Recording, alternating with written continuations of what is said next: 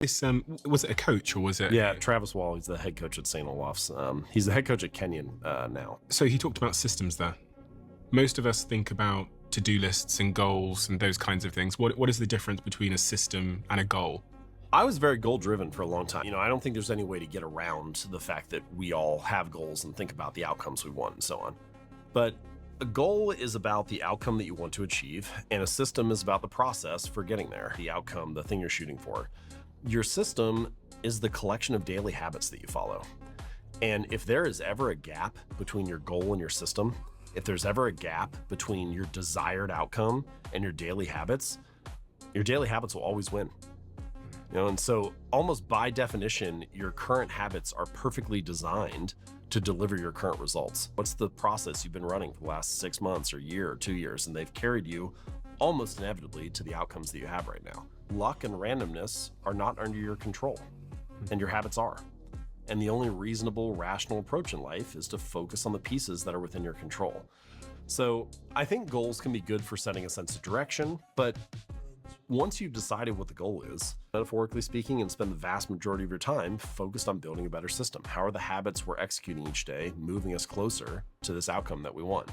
And so where I've come, after talking about this for 5 or 6 years now since the book's been out, where I've come down on it is, goals are best for people who care about winning once.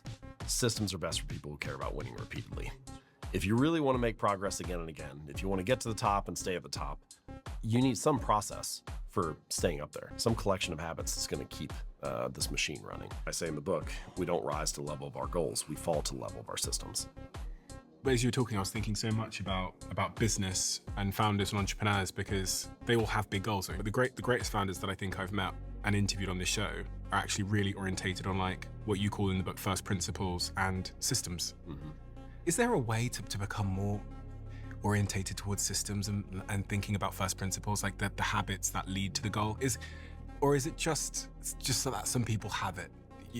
Because like Elon Musk is always talking about first principles and he thinks in terms of building the system. Like some people are very future oriented and like thinking about what the systems are and what that would lead them to. But there are a number of questions that you can ask that can help you figure out like what systems you should be focused on. Can my current habits carry me to my desired future?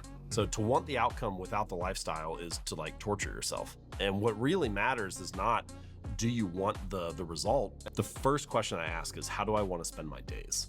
And so then you like draw a box, and inside that box, that's the key for building systems that really work is this how you want to spend your days?